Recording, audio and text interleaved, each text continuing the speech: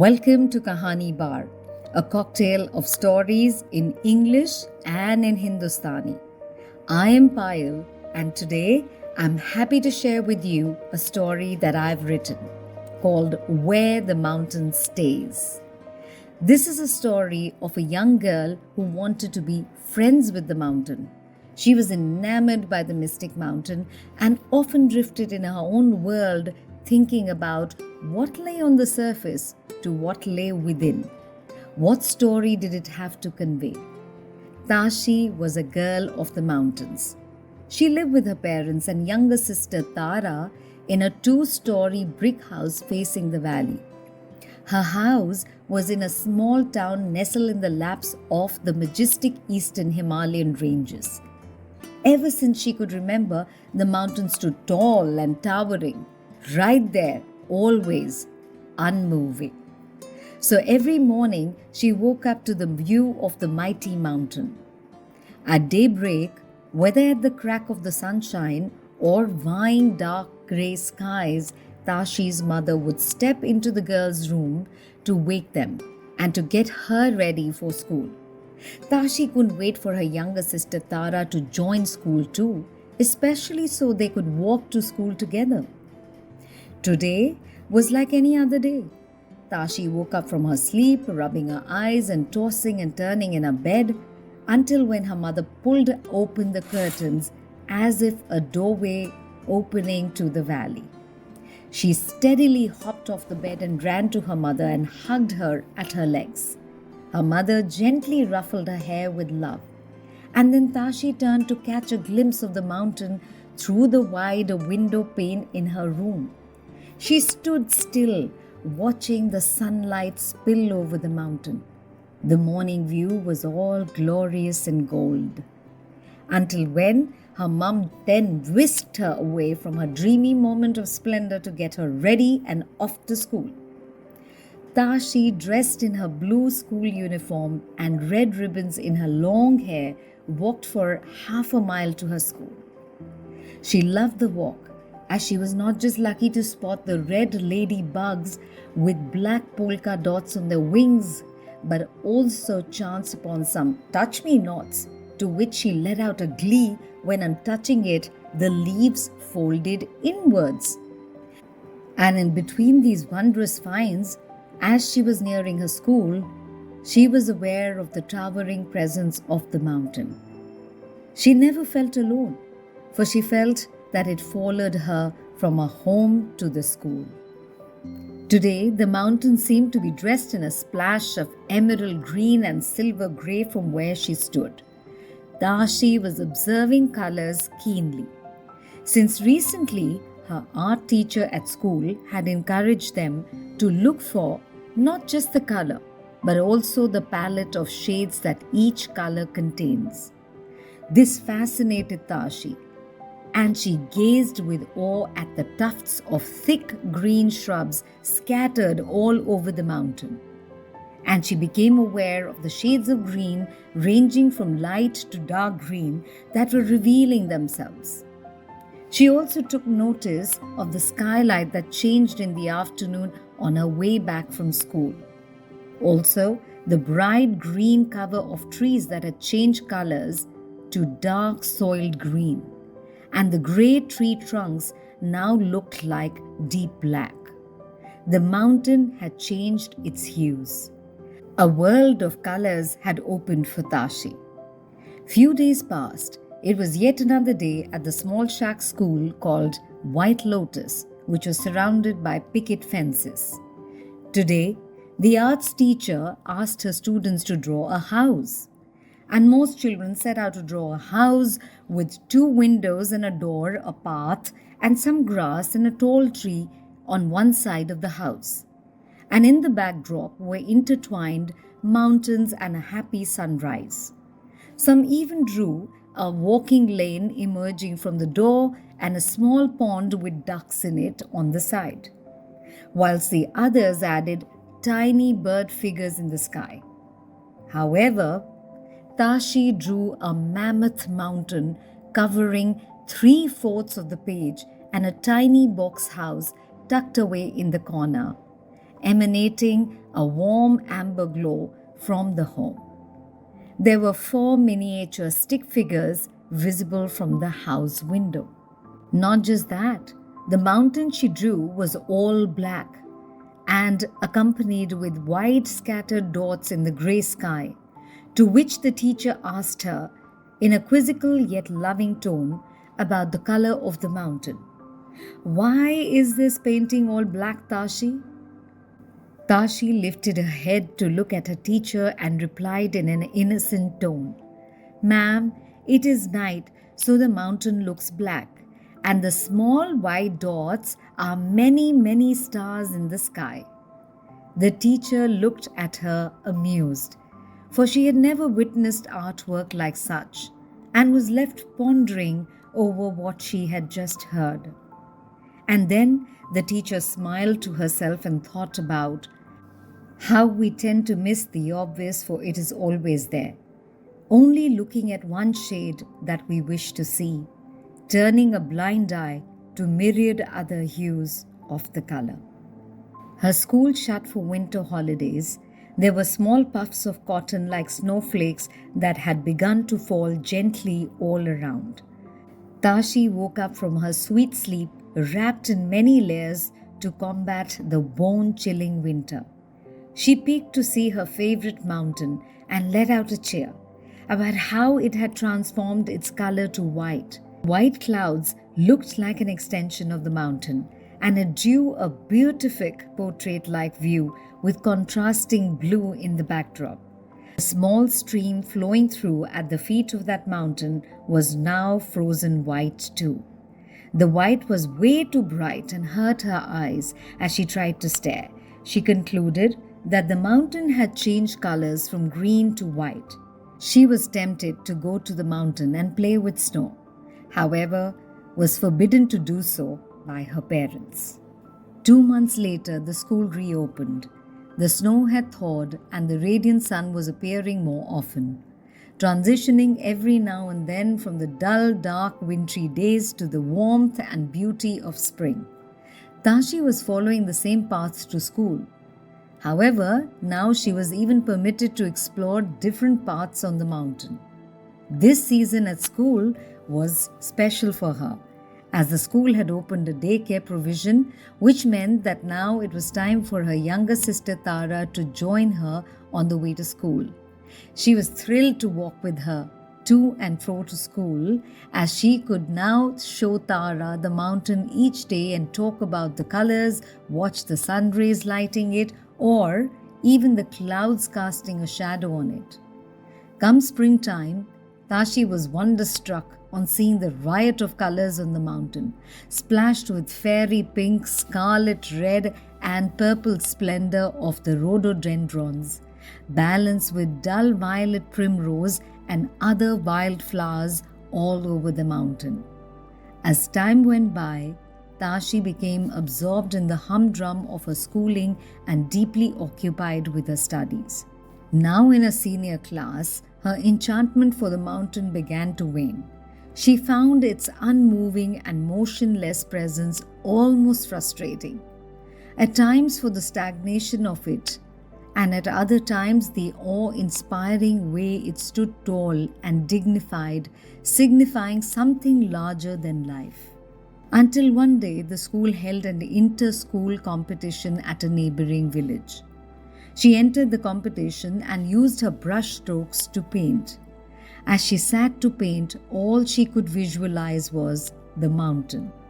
She painted the many shades of mountain, from pearl white frosty winter to a colorful nature chair with blush pink spring, to withering dull green and rusted autumn, followed by amber summer highlights.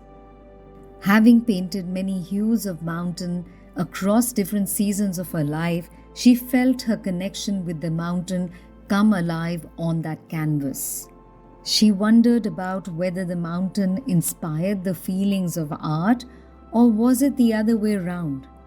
Does the mountain evoke the feelings, or the feelings get played on the canvas of mountains?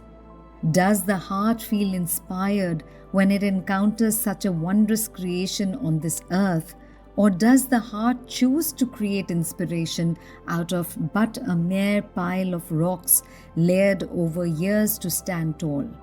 Tashi's painting was adjudged the winner. Her parents had the painting encased in an ornate gold frame and proudly mounted it in their living room. Meanwhile, the school nominated and made an entry for Tashi's painting at an NGO search for an artwork for Save the Nature campaign. However, there was no reward for months and it was all long forgotten.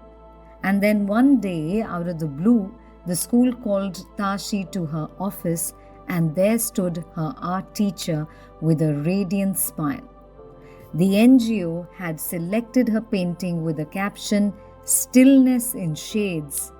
They sent Tashi a camera as a token of appreciation. Tashi couldn't contain her happiness and thanked her teacher profusely. Thereon, the camera became her wonder machine to capture all forms, hues, and moods of the mountain that she could see and had been eagerly wanting to share the wonders of the mountain with her loved ones. The camera had become her eternal companion, zooming in and zooming out, managing the play of light and shadows. The mountain was her muse. In the meanwhile, she was nearing the completion of class 12th, but was undecided about her future. Since there were no such avenues in her small village tucked in no man's land, somewhere deep inside her heart, she knew she had to move away from her beautiful abode into the frenzy of city life to make a career. The conundrum was to be with or without the wilderness. She didn't know where to start and what to do. Despondent, she confided in her art teacher, who had always understood Tashi's lens of viewing the world through wondrous eyes. She advised her to follow her passion for photography. With dreams in her eyes and a tug in her heart, Tashi set out on a mission to enroll for a course in photography. However, it wasn't an easy road, for all courses were beyond her means. Disheartened, one evening with no horizon in view, she wandered off to a trail with an unobstructed view of the mountain. She carried her camera to capture some shots of the coral and peach-lit evening twilight sky, with the mountain standing serene in a dramatic bluish-violet blend. And as she was capturing the view of the mountain silhouette against the gradually changing tones of the sky, she got distracted by a rustle in the near distance. She tiptoed to see from across the bend of the road, and she heard the whirring sound.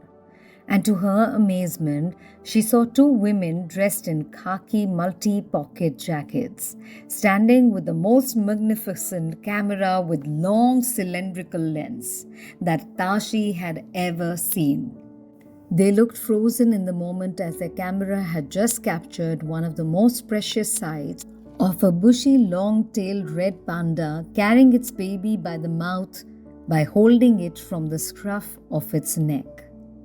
Rati and Ash, who were professional wildlife photographers, saw Tashi standing like a statue with a stationary camera in her hands. They signaled to her by waving out their arms to come take a peek at their latest capture.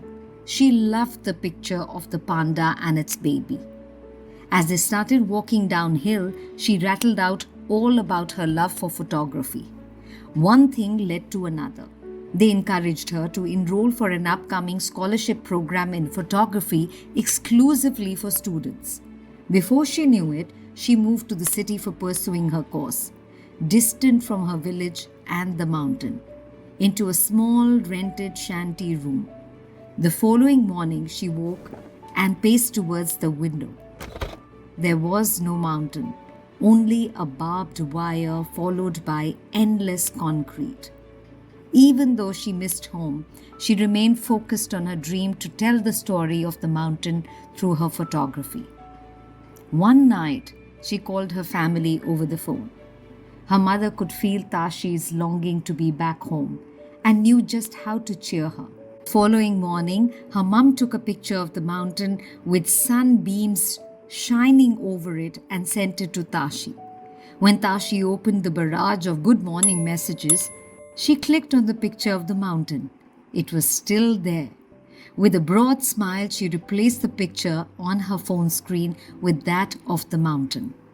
A year hence, Tashi successfully completed her studies and headed home. She bundled her stuff and off she went to the mountains. Her journey from the plains to the mountains had begun almost 2 days ago. She got a train and then a bus to get to her home. Gradually, her journey on the plains transformed into meandering routes wrapped around the mountains. The journey was gaining height and the plains seemed to be moving further away. The view became wider and the air was tingling fresh. She knew she was moving closer to her home and the mountain. The road turned in and Tashi stared at the mountain in disbelief. There it was, the mountain, however, looking tired and arid, sporting a black-grey ash look. Her heart broke. Tashi felt displaced. She discovered that there had been a few mountain fires in the past 1 year. The increasing deforestation and new construction in the nearby areas was taking a heavy toll on the valley. A lot had changed and it didn't look the same anymore. And not just that, the mountain had been cordoned off due to safety reasons. She went into a silent sanctuary within. Tashi felt a fire burn within to save the majestic mountain and extinguish the pain. She started a resilient mission, knowing that it was a steep climb, for it took millions of years for nature to birth a mountain and a few mountain fires to strip it of its existence. Thereon, each day she set out to capture not just pictures but compelling narrations of silent tragedies, of half-cut tree stumps, broken bridges, a wandering musk deer at a construction site. She created a hard-hitting and provocative narrative highlighting the grave effects of deforestation, wayward construction, encroachment, and human negligence. Until one day, she took a different route, and whilst walking into the woods, she chanced upon something that sparkled, reflecting the sun rays. The clumps of rocks, studded with small clusters of reddish-brown stones, were gleaming from under the tar like dust, which later the village elders confirmed were garnets. It was a treasure trove that lay within the mountain. Tashi thought to herself as she lay on the bed that night. It was indeed a discovery of something that was already there within, yet was hidden. Sheer adversity unearths hidden treasures. Tashi was home. She pondered over how humans conquered mountains by being on the edge, saints meditate to find nirvana, painters canvas its beauty. To conquer the mountain is to conquer self. She owed to the mountain, for it had taught her life. She launched a Save the Mountain campaign, which gained great traction on social media, and she was able to successfully raise funds not just for reforestation but also community development in and around the mountain. One night, when all was quiet and at peace, Tashi sat at her desk, facing the window, looking at the mountain. Now a black mass, with some faint and distant twinkling at its footsteps, with a few dwellings here and there. She wrote, "Woman and the mountain within. It is but a mountain, an obstacle, or a strong, unwavering resolve.